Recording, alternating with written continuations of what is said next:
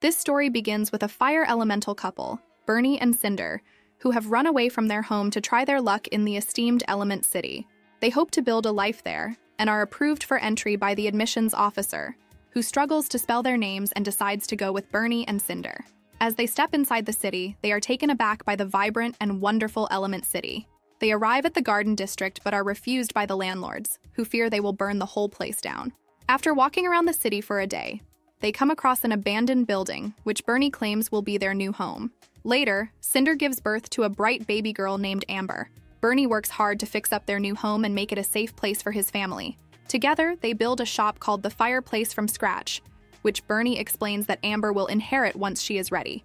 Eventually, more fire people start frequenting the shop, which later becomes known as Firetown. However, Amber struggles to control her temper, especially when dealing with difficult customers, and she keeps blowing up the shop. When Amber finally beats her father's time doing deliveries, Bernie thinks it is about time for Amber to handle the shop by herself. On their annual Red Dot sale, Amber reassures her father that she will not let him down.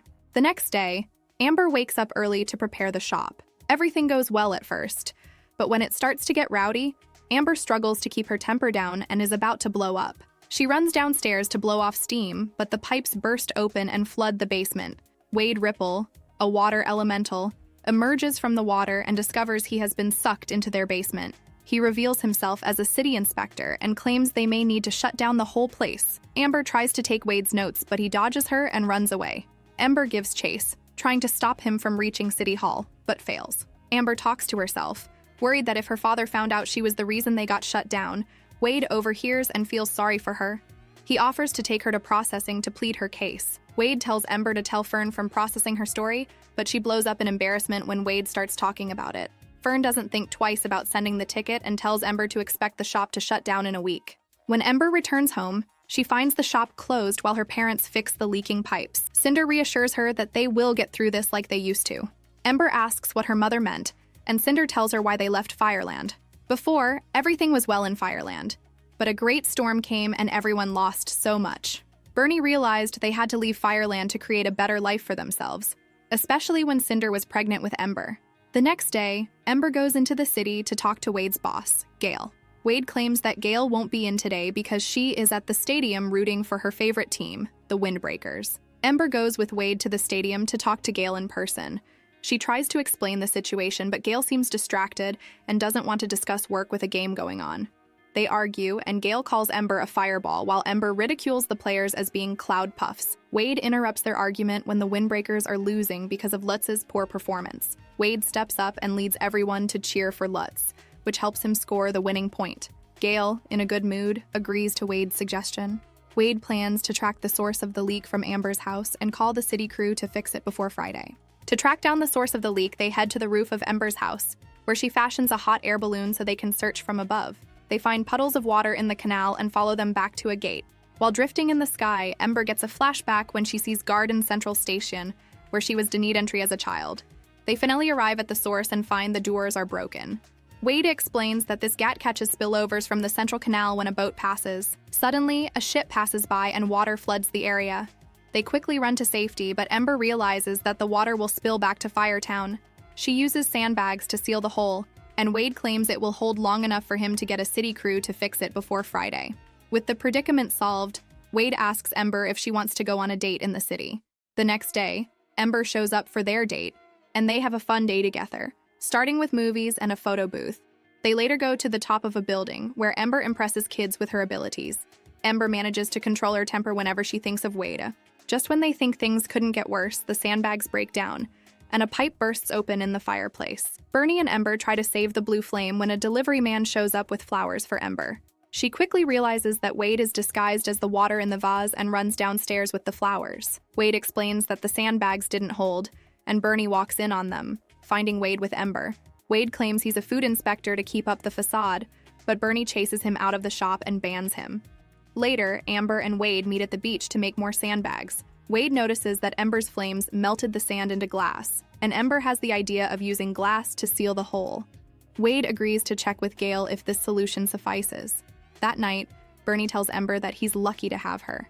Amber meets with Wade to hear Gail's decision, and Cinder follows, awakened by the love in the air.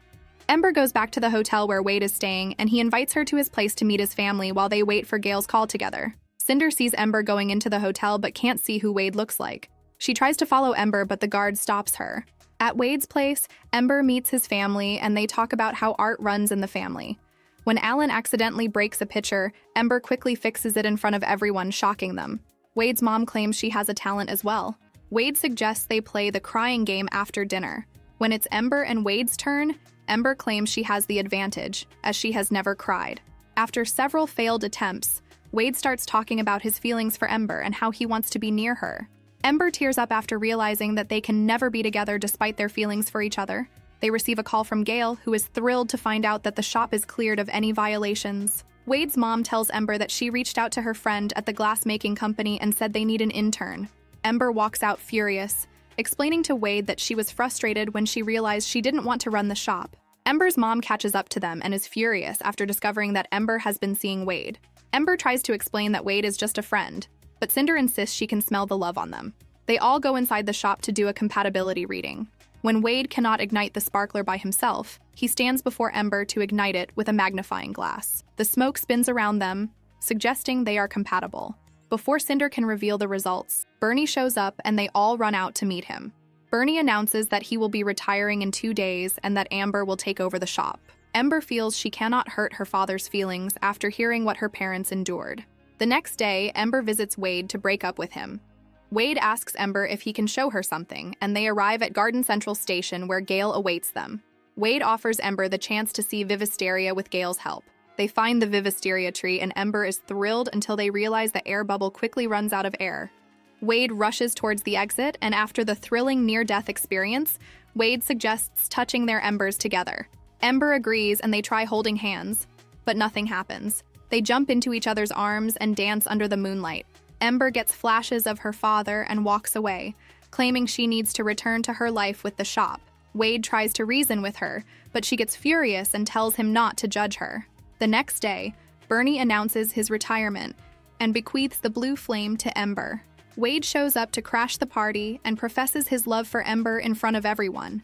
Ember insists she doesn't love him back and tells him to leave. Bernie claims she broke his trust and rescinds his retirement. Ember runs away to the city but cannot forget her feelings for Wade. She witnesses the Watergate breakdown and rides back to Firetown fearing for her parents' lives. Meanwhile, Wade notices something amiss in Firetown and decides not to board the plane. Amber warns people and her parents of the flash flood and climbs to safety just in time. Ember dashes towards the shop to save the blue flame, and Wade helps her. They try to save the blue flame by making a glass wall around it, but it doesn't keep the water out. Wade places the blue flame in a lantern just before they get trapped. They try to climb to the roof, but it caves in. Ember tries to break down the wall, but Wade stops her. They get trapped in a room and Ember breaks down. Wade comforts her and they confess their love for each other. Bernie and the others find Ember trapped, and she tells her father she doesn't want to take over the shop. Bernie confronts Ember, but they hug it out when they hear Wade crying. Ember realizes Wade is still alive, and they embrace. Several months later, Firetown is recovered and the fireplace is open to all elementals. Gale bumps into Fern and shows interest in him.